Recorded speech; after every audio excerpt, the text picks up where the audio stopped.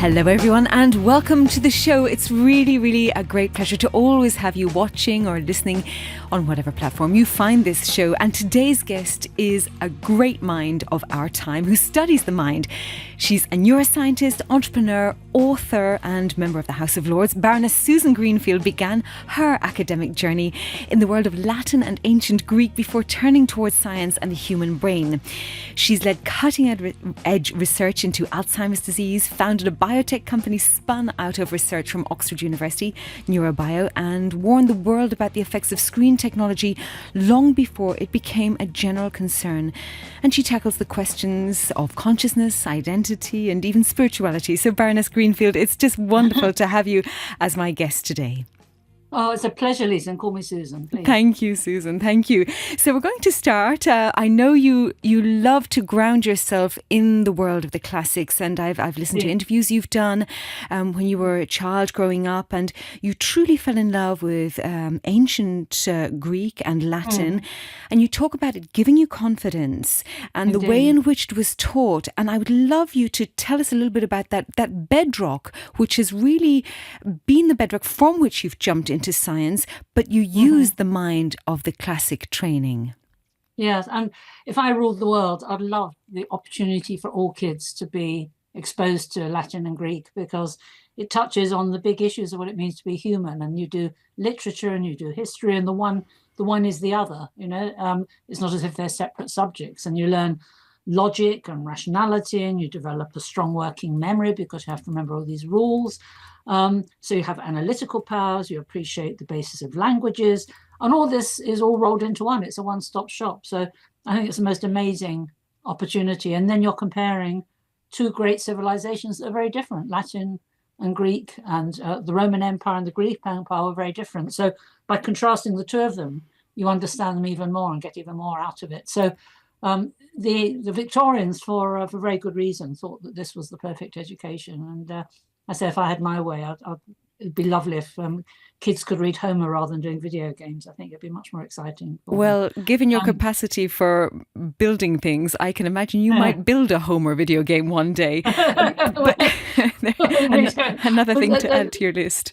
Indeed, but I don't know if I'm a great fan of video games. I always joke, can you imagine Jane Austen as a video game? It's I cannot, but we will get to video games. But we certainly will. But back to the ancient Greeks and Romans. And I think something that is a really important factor in that very kind introduction you just did is the power of a good teacher. Some time ago in the UK, there was a recruitment ad for teachers, and it had very famous people like Tony Blair and so on saying names that people didn't necessarily recognize. And the slogan at the end was, "Everyone remembers a good teacher."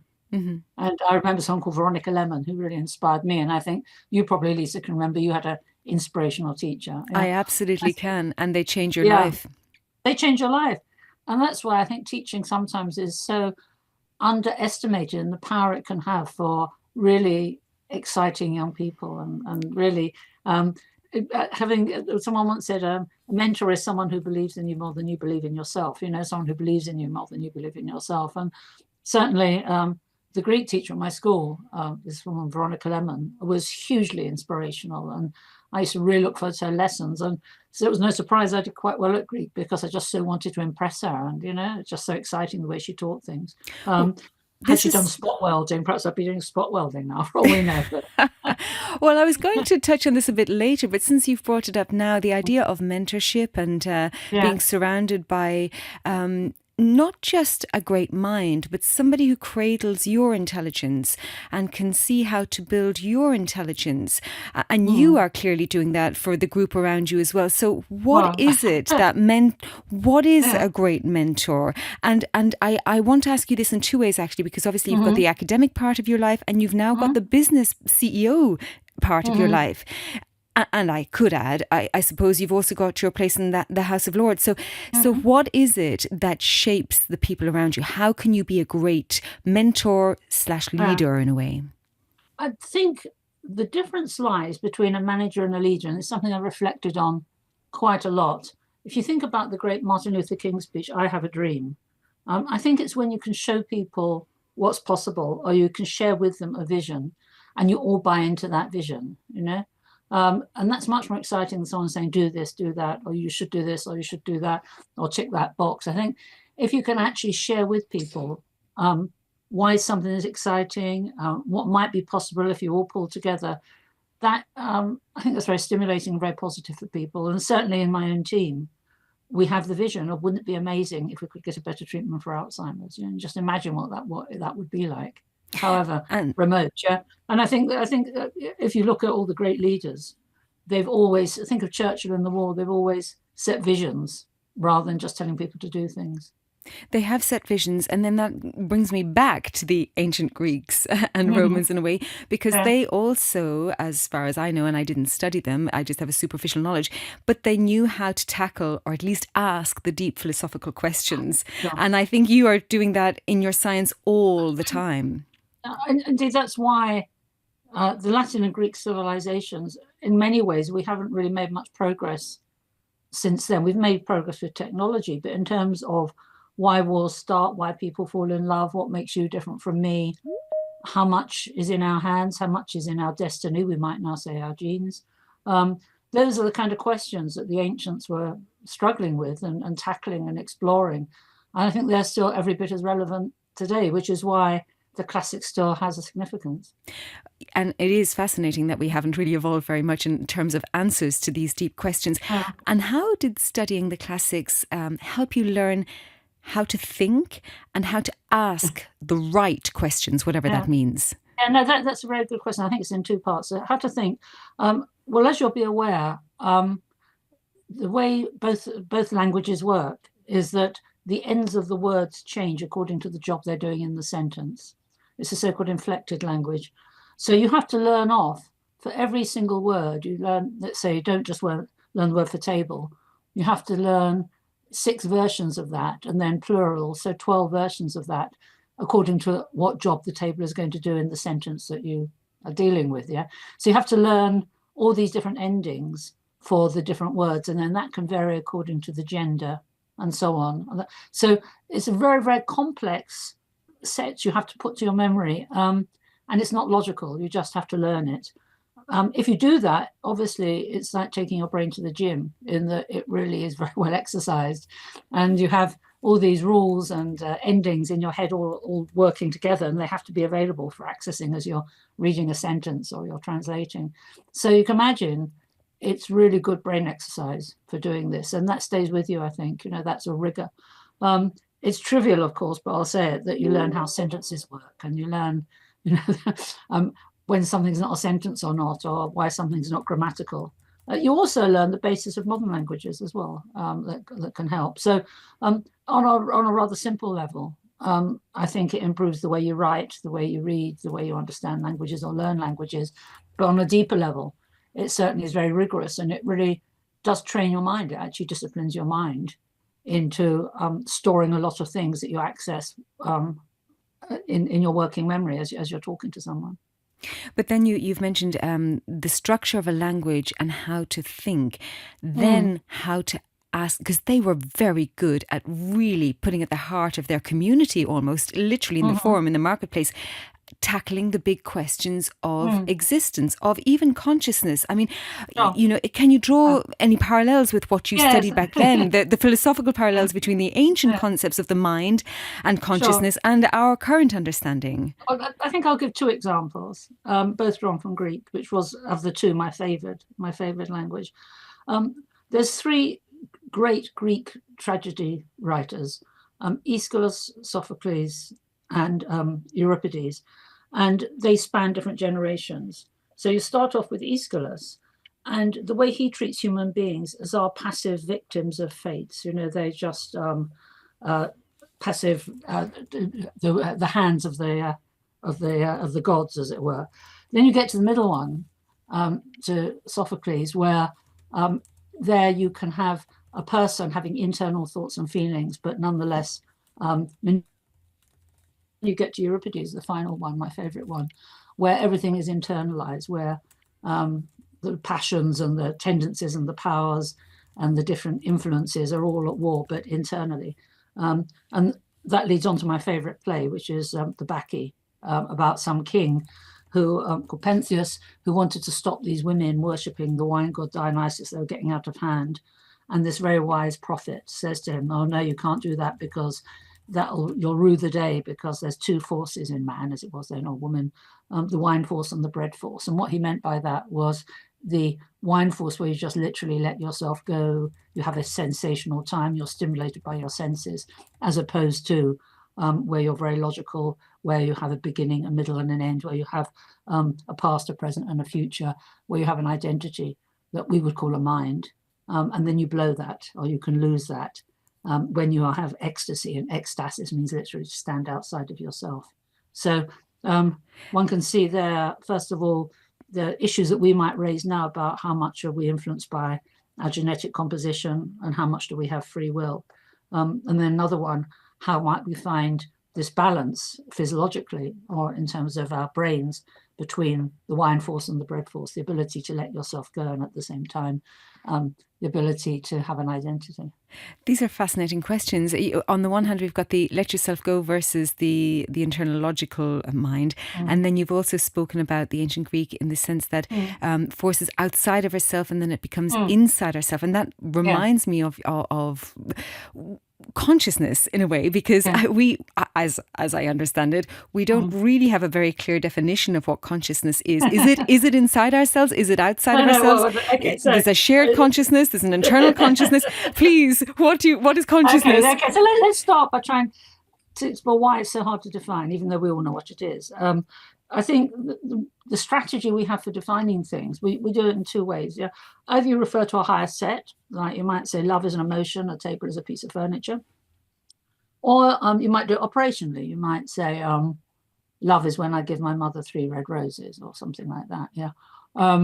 So that's a bit mean. There's more than 3 red roses, but no, I mean you define something operation. Now with consciousness, there's no higher set. Of course, you can see it's a property of the brain, but that isn't really. I think that's ducking the issue, because it's not a property, it's the whole raison d'etre of the brain. So there's no higher set. And similarly, we can be in a flotation tank, not doing anything, not saying anything, and yet we could be conscious. So there's no definition behaviorally of when someone is conscious and when they're not. Yeah. So because of that, we can't really use the normal stratagems for defining consciousness.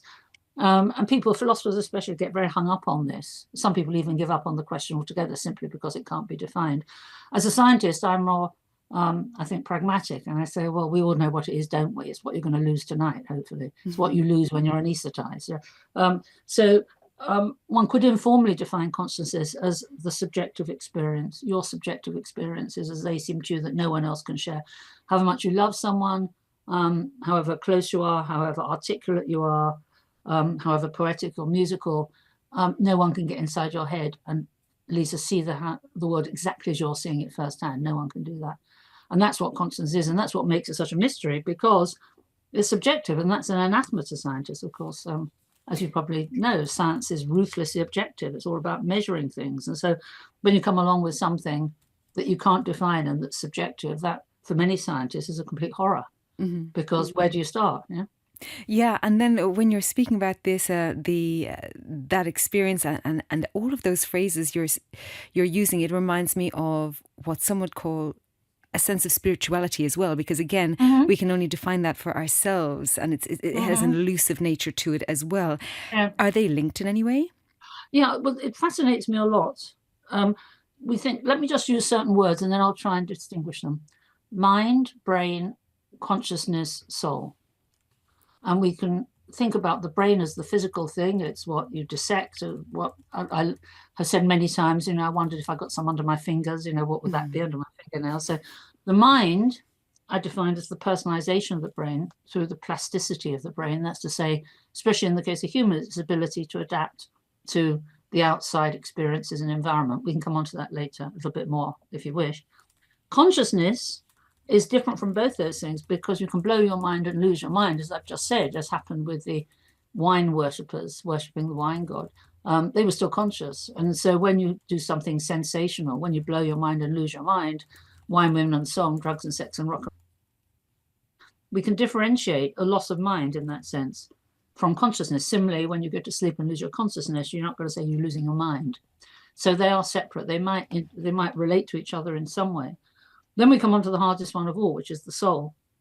And in some very deep sense, I have a feeling that the riddle of consciousness is somehow tied up with what we call a soul, which some people don't believe in. I don't know. I personally am starting to much more, becoming much more sensitive to faith and to belief in God than perhaps I did in the past. And that's, again, perhaps something we'll come back to. But in terms of consciousness, which is what we're focusing on perhaps at the moment, the way I see it is that when you're anesthetized or when you're asleep, which is perhaps the easiest examples to take, it's not actually all or none.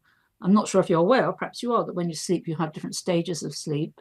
So it can be to greater or lesser extents. You can talk about sleep as continuously variable, as varying in degree. Similarly, when you're anesthetized, you have stages of anesthesia where you vary in degree. So it struck me, if unconsciousness can vary in degree, then possibly consciousness could as well. And if it could, then we could look for correlates in the brain. That's to say, things that are going on in the physical brain that match up with those subjective varying states, and not be able to turn the water into wine as such, but more just to somehow see how the two things measure up. And some time ago, I wrote a book called A Day in the Life of the Brain in 2016, which actually explores that very issue. If people are still in print, a shameless plug, I suppose, for Excellent. that. We'll link to it. Not shameless in the slightest. A lot of hard work. But that explores from a neuroscientific angle how far neuroscience can go. And it certainly can't explain what consciousness is or how it happens, because we don't even know what kind of answer would satisfy that question. I think we're not even entirely sure of the questions yet, because when it comes back to the science, as you said, it's a measurement game to some degree. Yeah. You see, so what we can do in the brain is there's these very transient coalitions of brain cells that sort of they're a bit like ripples in a puddle. They all work together and then they disband in less than a second. And my hunch is that is a correlate of consciousness, and you can measure that, and you can measure it in degree. But that's a far cry from the big and exciting question of what consciousness is and how it happens. And if you think about it now, Lisa, unless you've fallen asleep with boredom, you're conscious. I'm very conscious. Is there any man or a little woman in your head? And obviously not. So it's the most fascinating of questions and the most tantalizing of questions. And then, because of what you've said as well, the overlap between the science, the nature of time, the philosophical questions, when it comes to trying to educate people today or to try to understand this, I believe there should be a huge intersection of subjects here, because at the moment we don't have that intersection, it feels to me, to deal with the big questions. We haven't even, it's not quite there, it's not tangible yet to us. Sure. Another problem is that the brain, to the best of my knowledge, in most schools, I don't know about in Luxembourg, but certainly to my limited knowledge here in the UK, it's not taught in schools because it's considered too hard. Whereas it could be taught in a way that I think 10-year-olds could understand, depends what you're teaching and so on and how you teach it. And it is the most wonderful way of getting people excited by science, because it's about things that concern them, like how do drugs work? What happens when I fall asleep? What is pain? Why do I feel pain?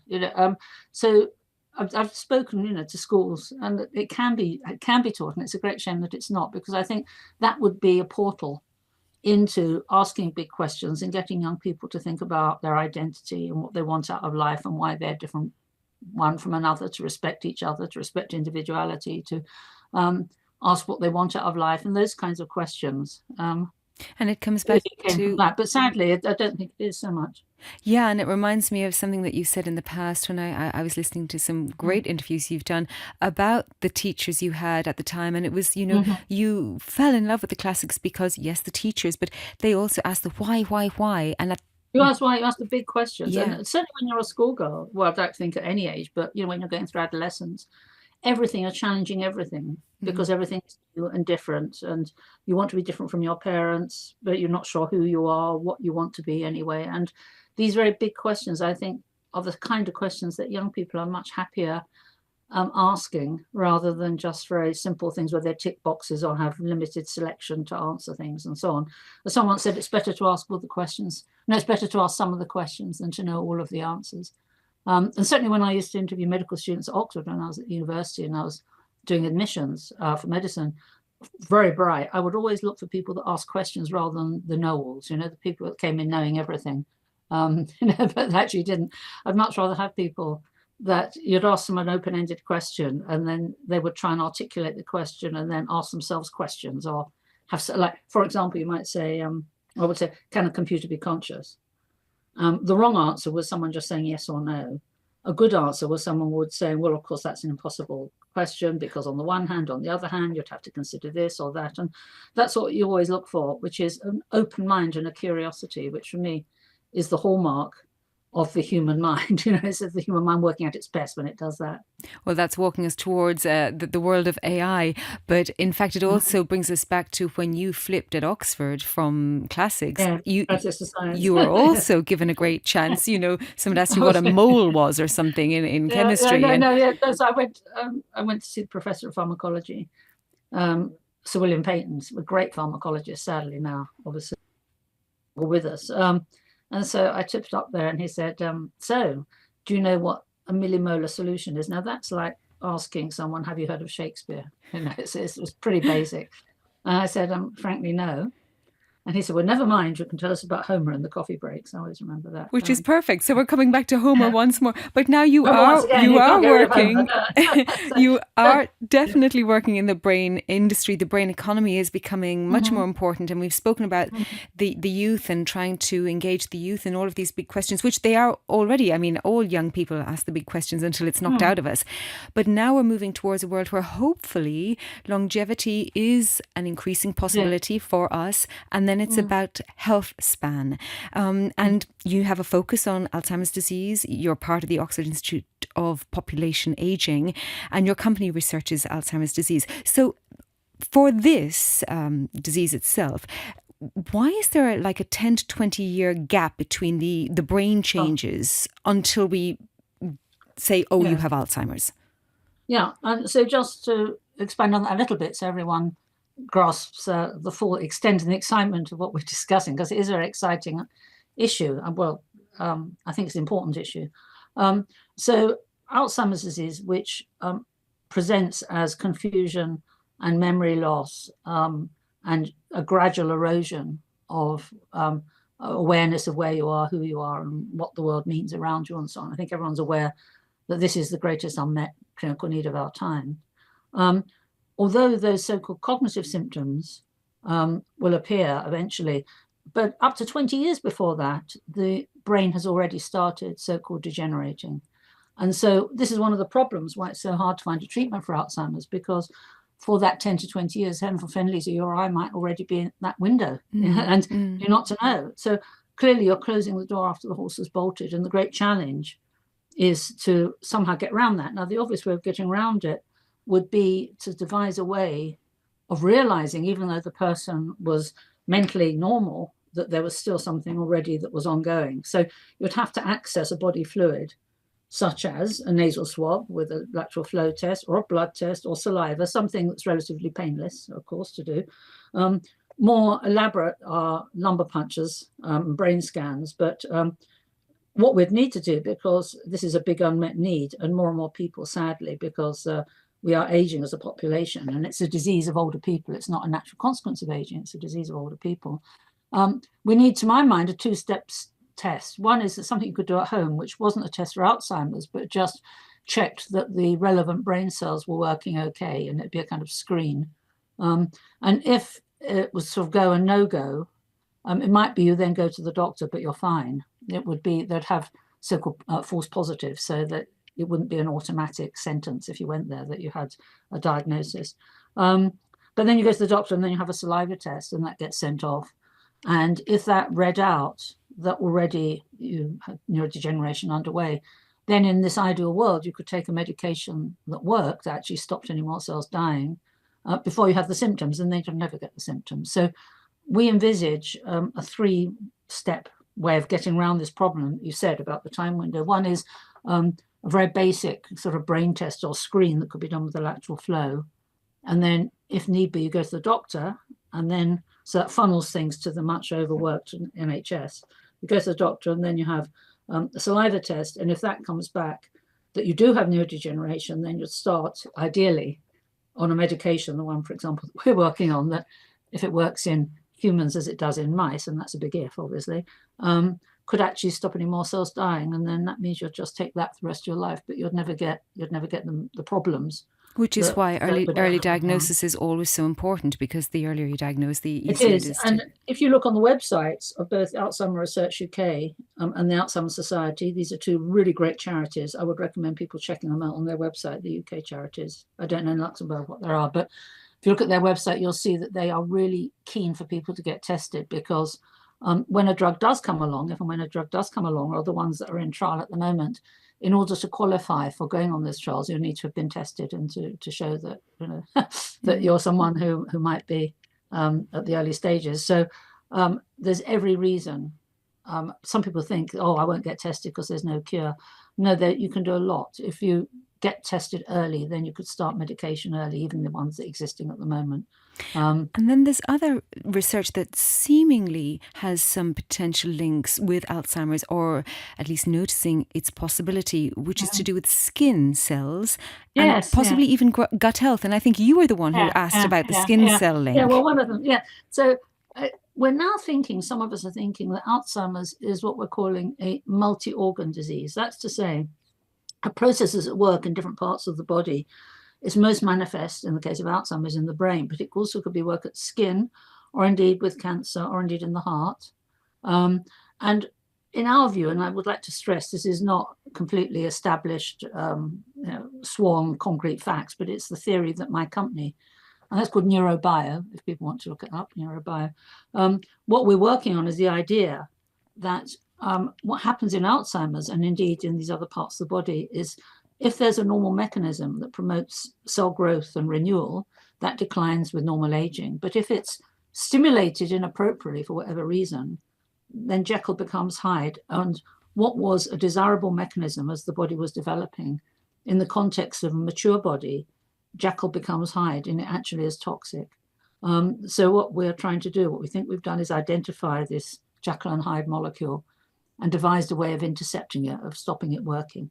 But that can happen also. Well, just to underline that, that's extraordinary. If that is an enormous piece of research that you've just spoken about there.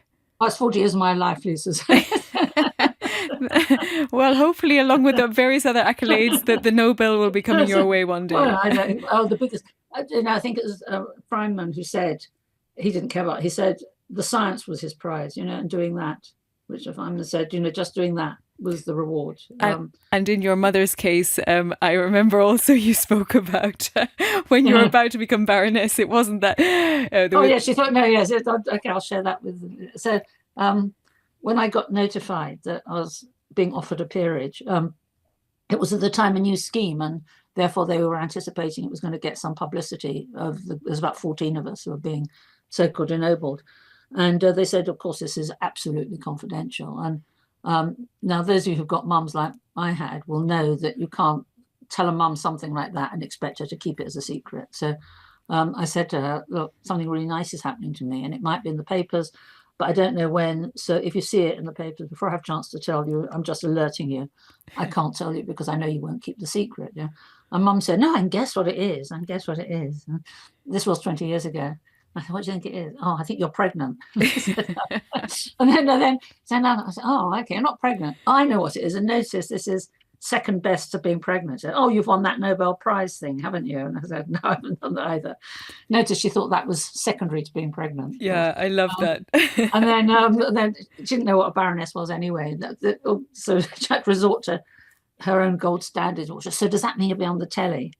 That being, the ultimate pinnacle one could achieve if you weren't pregnant or winning the Nobel Prize. Being on the telly was the third thing, So it's a great. That's why I love that story. Very good. I grew up with very grounded families.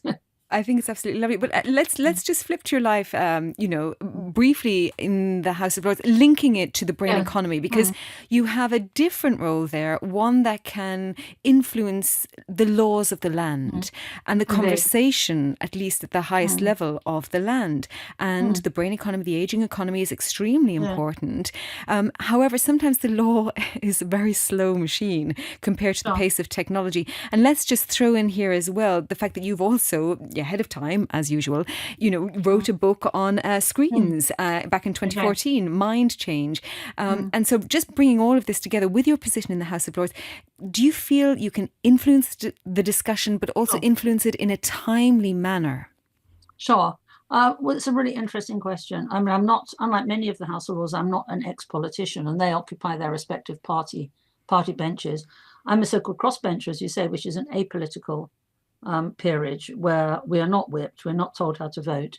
And the idea, of which I was the first year of this scheme that increased the number of crossbench peers, was to actually bring expertise to the debates, increased expertise. And so there are people with very distinguished backgrounds there, sort of ex-diplomats and people with great knowledge of geopolitical situation, which of course is not me. So I would cover science or any debates on science. And the etiquette in the House of Lords is really you only speak in areas where you have an expertise. And so it was in 2009, actually, that there was a debate on child pornography site regulation. And I'm not a lawyer or a pediatrician. So the angle I took for the debate was what any neuroscientist could say, which is the brain adapts to the environment. The screen world is a new environment that's changing how we live, and therefore we might think and feel differently from previous generations. And no scientist, no neuroscientist could dispute any of those three facts. And yet, as you say, Lisa, I found myself the center of a bit of a storm with people saying, "Oh, Baroness says computers rot the brain," and so on. And I experienced the first time in my life how the press can exaggerate and how they get hold of stories, and then suddenly it really made me actually, it was good in a way because it made me really think about it more and read. And eventually, 5 years later, as you say, I wrote Mind Change because I equated it with climate change in the sense it was highly controversial, it was global, it was unprecedented, and above all, it was multifaceted. It boiled down to lots of different questions, lots of different issues. So climate change, as far as I understand it, deals with energy and water shortages and heat and so on. And similarly, even the cyber world, even back then, one could split it up into the issues of gaming, social networking sites, information versus knowledge, and so on. So I wrote the book, and it had mixed reviews at the time. Many went along with what I was saying, but others jumped on the bandwagon as though I was one of the Amish or something, saying, that I was anti-science and so on. But we've sadly seen what's now come I to feel pass. sadly, yeah. Exactly. And now we can throw into that the increasing use of AI that's entirely reshaping our lives and futures, for good and ill. But again, how would you suggest through the course of our lives as individual adults, how should we be using the technology around us? And I mean, I think the hardest place of all is how should one raise children or teach children in this world? Sure. I think, let me answer the question with a question, which I've turned around to people, because we all know what we don't want. We all know what we're frightened of. I'll ask you a rhetorical question, Lisa. Don't feel you have to answer it. But what kind of person do you want to be? What kind of values do you hold dearest? If you had children, what kind of people do you want them to grow up into? For all of us, what kind of ideal society do we want to live in? And try and answer with those questions. The idea would be to answer positively, not I want not this or not that. But it's tougher than it seems. And sometimes people really do falter, because until we know what we want and what kind of society we want, what kind of life we want, what kind of people we want our kids to be, then we're going to have a problem delivering those things. And I think that one should ask that question first. I mean, I could answer the question if you want to, but I would like to. Well, I mean, actually, the thing, obviously, I have thoughts in my mind, but the overriding one is that brings us back to a shared consciousness almost, a shared sense of society, shared sense of values, and almost that spiritual realm again of, I think we all have a kind of a bandwidth of shared values across all cultures and societies, one would hope. I mean, that's what I believe. I would hope. I mean, I'll stick my neck out as I look across the pond at some of the things that are happening there. I do feel that perhaps not all of us share the same values necessarily. Well, that's true. And actually, I don't want to bring it back to your home life, but I also know that you share openly a situation where your grandmother's both wonderful people to you. Yeah, indeed. Yeah. So, yes. So my dad was Jewish, coming from quite an Orthodox background. people may realize that there's Reform Judaism and Orthodox, and the Orthodox are the people, for example, that in the synagogue will segregate men and women and so on, as Reforms don't. But Dad came from an Orthodox Jewish family, and Mum was what would loosely be called a Christian, like for many people in the UK, had been baptised, I think, or she couldn't even remember, went to Sunday school, but wasn't really a churchgoer, but nonetheless would tick the box Christian. And when they married in 1948, there was... both families were aghast. Yeah, so my maternal grandmother said she was going to kill herself, and meanwhile the Jewish side of the family were horrified because Mum was not only Christian but she was a dancer, with bows in her hair and so on. And they wondered what on earth was going on. And I love the fact that in that sentence, and sentences have such great value, you said, but she was a dancer. She was a Christian, but she was a dancer. Oh, yeah, perhaps that's a subliminal thing. No, I think, but because it was short for, but it was even worse than being a Christian. She was a dancer. Yeah. I think especially in 1948, dancers didn't have necessarily the best of reputations. Although Mum was in a perfectly respectable dancing troupe that she was in ENSA, which was the Troop Entertainments in the war. Amazing. But so she was both a dancer and a Christian, not a dancer but a Christian. And the two grandmothers, I was brought up, my earliest memories, that we could never have joint family gatherings. I'd either see, my grandma Shute or Grandma Thorpe. And, the two were separate things. And it was because they were different faiths. I mean, so I learned very, very early on the absurdity of that, of prejudices, of judging someone and having a view of someone before you even had a chance to get to know them. And so then bringing it back to the question of your role now in the House of Commons and trying to lead House of Lords, of course, lead the discussion there, and this idea of hopefully having shared values, but clearly, as you said, also that isn't always the case. Or they can be almost identical values, but a faith or a religion or something can separate them. So there are schisms within even what might be individually held shared values. So how do you manage to then formulate laws for the betterment of citizens with all of this in mind? Well, that is why the parliamentary process is so cumbersome and so lengthy. That's why, the House of Lords is the revising chamber because we're not the elected chamber. Supremacy is with the House of Commons, as you'll know from the Parliament Act. But nonetheless, what the House of Lords does is the revising chamber. So it's a bit like the hand on the tiller. So the House of Lords, I might say, is like the chairman of a company, and possibly the House of Commons is like the CEO. They're the ones that do everything, but the chairman is there in the background to kind of guide and advise and help and lend the way to experience. I'd like to see it in that way. But this is why I can't understand all these executive orders, why someone at a flourish of a Sharpie can change things. I do find that very strange, because it is right that it is lengthy and boring and slow and bureaucratic and detailed, because you are, at the end of the day, telling people what they can and can't do. So that has to be done with huge respect and with time. And I've got great respect for the legislators and lawmakers, as opposed to people that want the quick fix of the Sharpie. Mm-hmm. Yeah, unfortunately, technology moves apace differently. But you mentioned CEO, so I'm going to come back to your company now. You've built a business, and I don't think you expected this when you walked into the academic research and you had this wonderful life at Oxford. Did you? And it's a spin-off from the research. Did you get enough support from the university? Well, let me just say, I think the moral of this story, of my story, is you must always take opportunities, and you never quite know what's going to happen and what's going to come along. But if something comes along, you have to grab it with both hands, even though you're out of your comfort zone.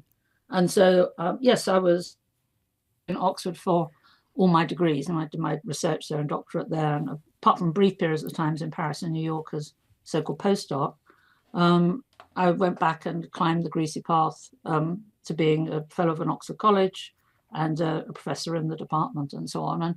And for those of you perhaps who might think it's a good life, might seem the telly a bit too much, but living in college was very comfortable, yes, because I'm a terrible cook. So there was lovely food every evening. There was lunches where I could discuss things with colleagues. I'm sure you're not a terrible cook. It's just you haven't given it the time. No. I think we all have our limitations in life, and so cooking is certainly mine. Yeah, so terrible. So I had a lovely time. And when you dine in high table of an evening, you're talking to economists and historians and modern linguists and classicists. It's fantastic because whatever you've done during the day is put into context by talking to people that are not up against all the slings and arrows that you've been up against all day. So that was a very happy life, and I was very comfortable there. And then I had this idea about how Alzheimer's could be occurring, and it wasn't just a light bulb moment, but it was over a year or two, just putting it together and reading the literature and joining up the dots. And that led then to the formulation of this idea. And once you have an idea like that, then you think, how can I intercept it? And that then led to the first possible patent application for a drug. And that's when it was best for me to set up a company separate from the university, which was, again, challenging. And it's not the sort of thing that I would recommend to anyone who's not very brave and not prepared to work very hard, because it's not for the faint-hearted, but it is hugely rewarding to do. Well, one of the hard things, as I know from various conferences and events, is venture capital in two forms. Firstly, venture capital in Europe is hard to come by. And secondly, only 2% of venture capital go to women. Exactly. So if any venture capitalists are listening into this and want to change the world and change the percentage, then I'd love to hear from you. So, it's quite surprising why that statistic is the case, because admittedly science is still can be male dominated, especially at the senior levels. Usually when there's money, you find typically there's a disproportionate number of men that are involved. But we did a debate actually in the House of Lords on Women in Science that people could read up. It was, I think, March 6th of this year. And it was a really great debate. It went on for about 3 or 4 hours on the issues facing women in science. And that's where this statistic, which is quite scary, emerged, because you say why, because there's lots of women doing science and there's some phenomenally bright, gifted, fantastic women. So how come that's not being harnessed as much as it could do for the country's betterment? You'd have to ask the investors why they might have difficulties investing in women, or it's hard to say because I'm not a man why that is the case. All I can do is press on and hope that in the end the science wins through, as it has done for the last. We started the company in 2013, so it has for the last 12 years. Well, not just investors, but also the investing mentality. And actually, just last week, I was interviewing a couple of ladies who set up an organisation to help women learn how to invest, because again, the number of women investing is much smaller because of risk taking. Yeah, I think there is this issue of risk, but if you don't take a risk, you're never going. Someone once said, "Those who risk nothing are risking far more." Mm-hmm. You have to, and I have to say, for the States, having been rather rude about what's happening over there, what I will say pro what happens in America and the culture is they're much less risk averse than in the UK, in my experience. And that certainly a lot of my investment money has been from the US, and currently I'm talking to people in the US as well. I'm going to New York for an investment conference in about 2 or 3 weeks now. Well, this is the unfortunate thing that's happening to European companies, and they end up positioning themselves back there. And actually the risk-taking or non-risk-taking attitude of Europe is also spoken about quite a lot. And then I just want to bring it back to a previous conversation as we head towards Easter weekend, which is that maybe it's been in the background of your life in one way or another, and through your work as well. You were for a time married to an atheist. I just have to tell you this little your ex-husband, I have his textbook still on my one of his many textbooks. Anyone who did physical chemistry would have my ex-husband, Peter Atkins. They're bound because it was the world's, perhaps it still is, best-selling chemistry textbook. Yeah. That's right. And but when I was given this textbook, and it is a very dense tome, whoever I was speaking to at the time, I can't remember who that was, but they said, he's not the interesting one, it's his wife, which is you. And they were actually... I don't think it's a beauty contest. And but in the sense that that person was saying that you are tackling a topic that is really, it's one of those effervescent, it is one of those topics going back to the ancient Greeks and the Romans. It sits inside our souls, to use that word that you've brought it in, and it brings us towards that spirituality. Anyway, the point of mentioning him at all is that he's an atheist and friends with Richard Dawkins, and so you were surrounded by this, and yet you've had a turning point to the point that literally last year I was baptized, Yes, so I'd love. And I'm now going to get confirmed next month. So just tell us in whatever level of depth you want to about this Sure. experience. Well, I'll talk in sort of general ways, because obviously it is a very personal and subjective thing, is faith. But I can point to some of the. I think, first of all, unlike many people, I hadn't had the baggage that a lot of my friends had of being dragged to Sunday school or to chapel or to church and being forced to do things, and therefore having a negative association. Quite the opposite. I hadn't even been allowed to join the Brownies because they were church parades, and my parents thought they were fascist, marching in church marches and church parades and so on. So I was brought up, because I was the product of a mixed marriage, ruthlessly atheistically. Yeah. So, and when my Jewish uncle died, my father's brother, and you're required, the near relatives are required to say good sit shiva, which is observe and be in a place of mourning where people come and visit you. And I remember Dad saying, I don't believe in any of this. It's mumbo jumbo. I'm just doing this out of love and respect for my brother. And he said that in front of the whole family, including the more orthodox ones. So they were very open in their, not atheism as such, but just rejection of religion. I don't think they would call themselves anything. Then I married someone who was who had written books out of being an atheist, made money out of being an atheist, and, as you say, mixed with people like Dawkins. So I'd had the perhaps opposite to what many people had had. So I was much more open to whatever this was that many of the world did, which all human beings up until now, virtually everyone, has had some form of faith and worship. Most human beings have, I think, a sense of spirituality where people want to go and sit, if not in a cathedral, then by a lake or on a mountain, or want to be somewhere that's bigger than them, basically, and feel a sense of awe. And that's, I think, part of what it means to be human, to realize that there's more to life than just physical objects around you and material things. And guess what? We might not be the smartest things around. We might just not be the very best there is. And, and I think that notion that the human brain is the supreme creation and there's nothing better than that and nothing smarter, I think that's arrogance in the extreme. And those of us who work on the brain, the more I learn about it, the more humble I feel, the more questions there are, for example, consciousness. And somehow that's tied up with the soul. A friend of mine has said it's a bit like a fly in a jam jar. The fly doesn't know it's in the jam jar. Never could it ever know. And there it is buzzing around, dealing with its jam jar environment. And that's how we are. So because of that, I'd always been intrigued by religion. I felt spiritually autistic. I felt, I felt like someone who's on the spectrum feels perhaps towards how people empathize and interact with each other. I felt like that when I saw people of faith. And then one or two personal examples of people who did have faith and what it did to their lives really impressed me. And I went on a retreat at one stage to a monastery. I went to Lourdes with a friend who was very sick.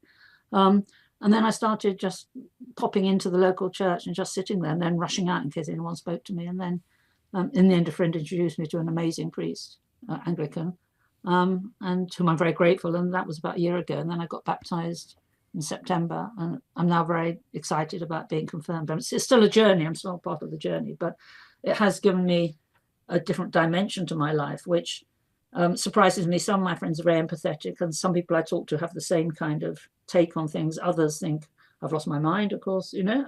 Some people think they're being clever by being witty. It's interesting to see the different reactions. But for me, as I say, it's a personal thing, and I think faith is very different from necessarily a rigid religion. And for me, it's faith that I find an intriguing new dimension to life. Well, also those with faith, I believe, live longer, apparently. And this brings us back to something you work on all the time, which is healthy aging and how to. So, well, two things then. If we are moving into a health span of life, the last quarter of our lives, and again, with your position, which can, you are, on the sieve of the laws that come through into the House of Lords.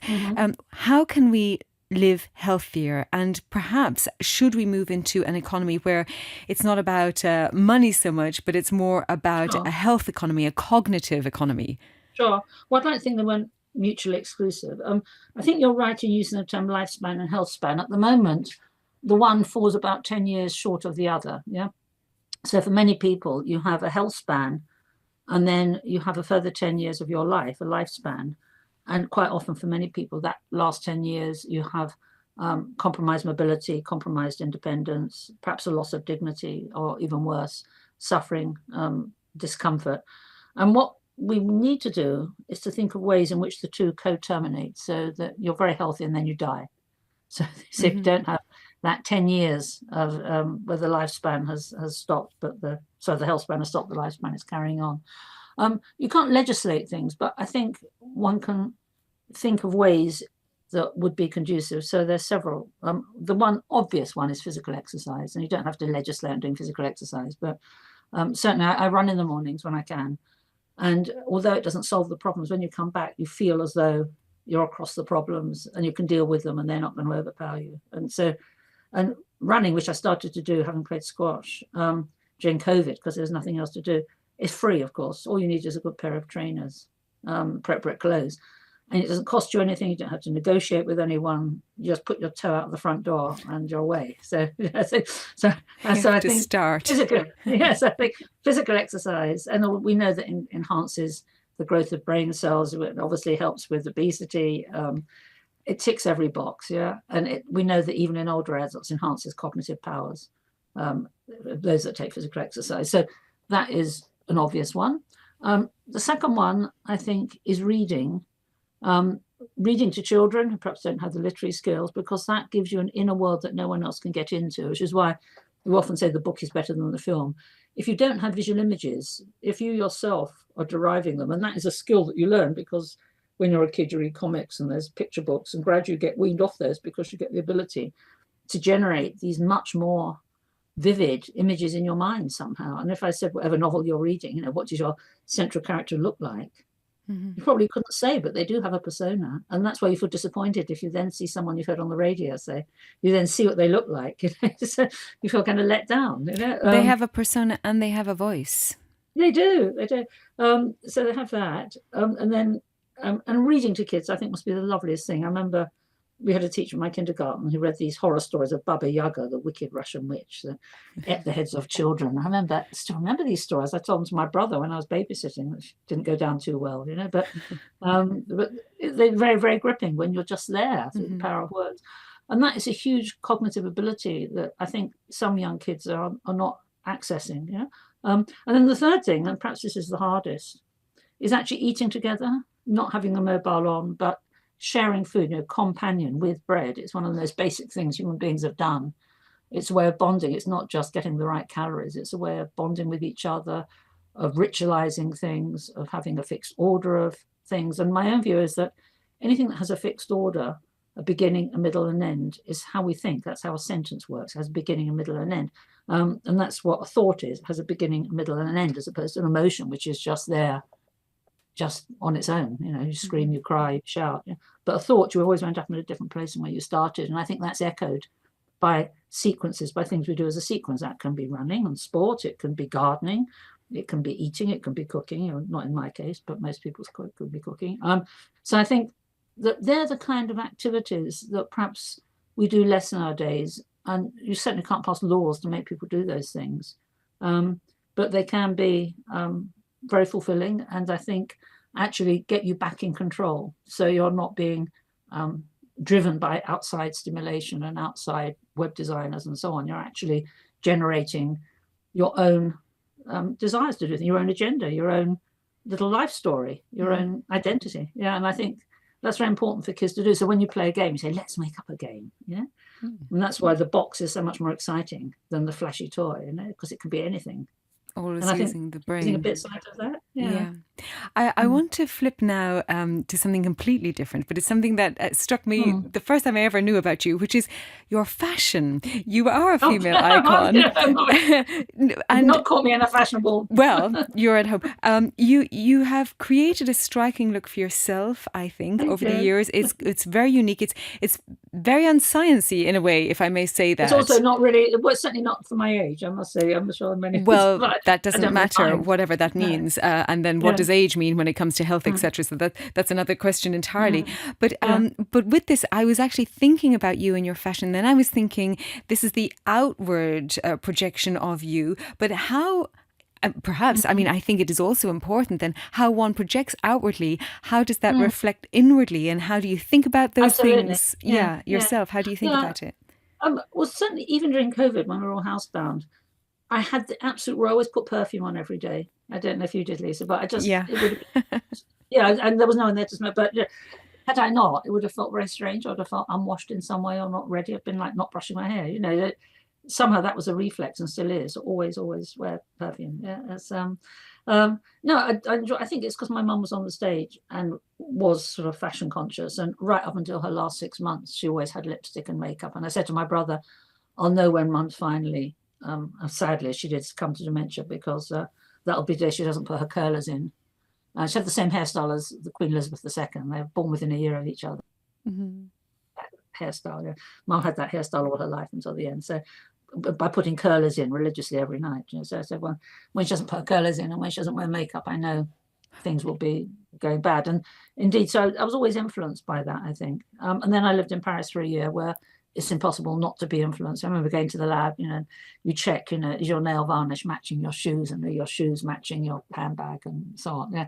And certainly you're always influenced by what's around you. And at that time, it was very exciting being with people that were looking really smart, not necessarily pretty, but just really smart, where, as I say, you'd have your nail varnish and your handbag and your shoes all coordinating. So I was influenced a bit by that, I suppose. And I know it's almost a ridiculous and light-hearted question, but I think it can also help a person how they feel. Well, firstly, I just want to go back to your mother for a minute, because before we come back to fashion, with your mother, you mentioned she was a dancer, and actually I happen to know that dancing is a very good thing as we get older, because it has the social connection, it has the mobility connection. It's a lovely thing to do. Yes, and so I'm surprised in a way, and I'm sorry that she had dementia, but did it come to her later in? Oh, very late. She was in her 90s when it happened.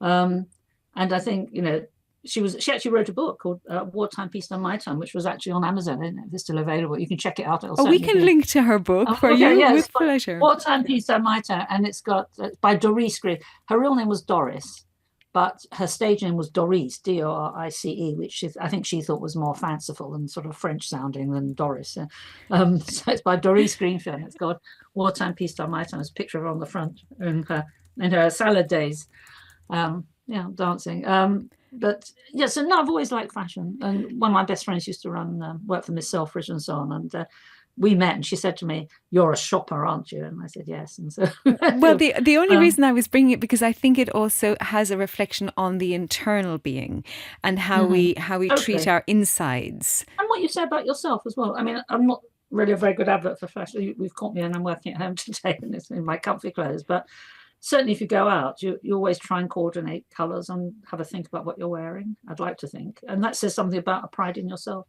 And then bringing it back to just you as a whole person, the legacy that you've already created and you're carrying on. If somebody was to think about your work, and when, let's say in the next 50 years at some point, you move into a different realm, what would you like people to think about your work, the body of work that you've done, and also what would you like to be carried forward? I would like to think that I've stimulated people, and that I've planted this notion of priorities. But the most important thing being, Mum used to say, if you're yourself, you're magnificent. If you try and be anything you're not, you're second rate, and to give people somehow a sense of confidence, certainly people I work with, self-confidence, to be proud of who you are and to not try and compete with others. So at Oxford, a lot of the undergraduates, and I was the tutor there, the standard adolescent problem was their tutorial partner was better than them, because they were all academic stars who came there. Medicine's a really competitive course there as well. So there we were at an elite university, very competitive course. They'd been the stars at their school, and suddenly everyone was as good as they were, perhaps even better. And so the common crisis was they felt suddenly this character challenge. And I used to say to them, why are you comparing yourself with other people? There'll always be people that are taller, thinner, fatter, richer, poorer, younger, older than you. Your only rival is yourself last week. And that's what you should be comparing yourself with, nothing else. And don't worry about other people. You just try and be the best person you can be. That's a perfect message to end. Yeah. Well, is there anything else you would like to share with our audience? Well, that's been amazing, Lisa. Thank you so much for such a wide-ranging opportunity to talk about all these different things, because I think that's what we are. We're not just a scientist or a woman or a politician. We are, people, multifaceted, highly individual people. There's no one ever like you for the 100,000 years we walked this planet, nor will there ever be again, So I think that's what I'd like to leave as a legacy, that people realize, how special they are, how everyone is special, and to respect that in others. Yeah. Well, thank you so much for your time, for My taking pleasure. the time, especially from your day working from home. And I apologise for not being a fashion icon. you are always a fashion icon. Even just the hairstyle and the lipstick. I mean, it's very striking. Yeah. I have this image of you darting out of the church with not wanting anybody to see you, but they would recognise you with your haircut. Thank you so much, and I wish you an extremely wonderful Easter weekend. And you, Lisa. Happy Easter to you. Thank you so much. Thank you. All the best. Take care. Bye-bye. Bye.